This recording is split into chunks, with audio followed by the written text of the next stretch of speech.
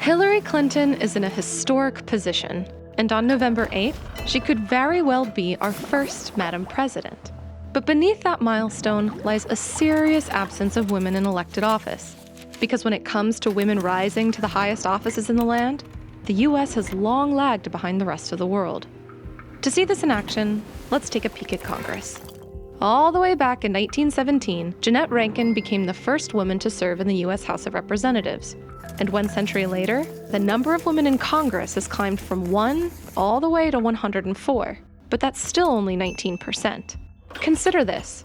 Women make up half of the U.S. population, and yet are consistently less than 25% of those in elected office nationwide. And women of color have fared even worse.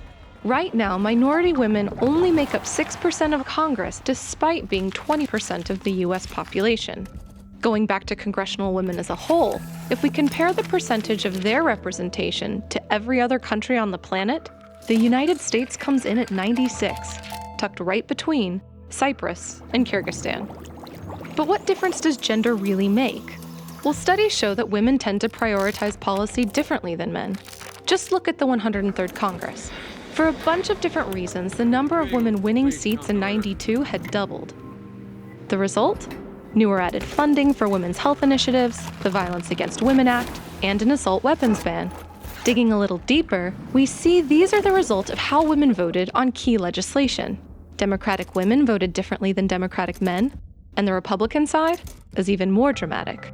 So for a nation that has long prided itself on innovation and leadership worldwide, how is it that we still see so few women representing us?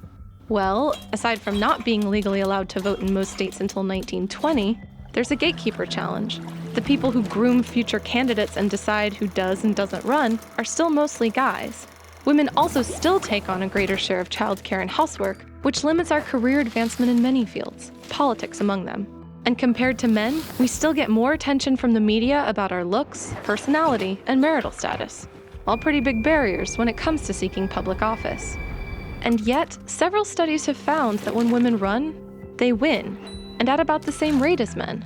It's not so much an issue of qualifications or performance, but that not enough women run in the first place. So just by running, Hillary Clinton and others like her have pushed our expectations forward. The share of Americans who said they would be willing to vote for a woman president has climbed to 95%. Having a woman in the White House won't magically fix the gender disparity in other offices, but if seeing is believing, American life under a woman commander-in-chief could alter our notions of who can lead in ways we can only begin to imagine.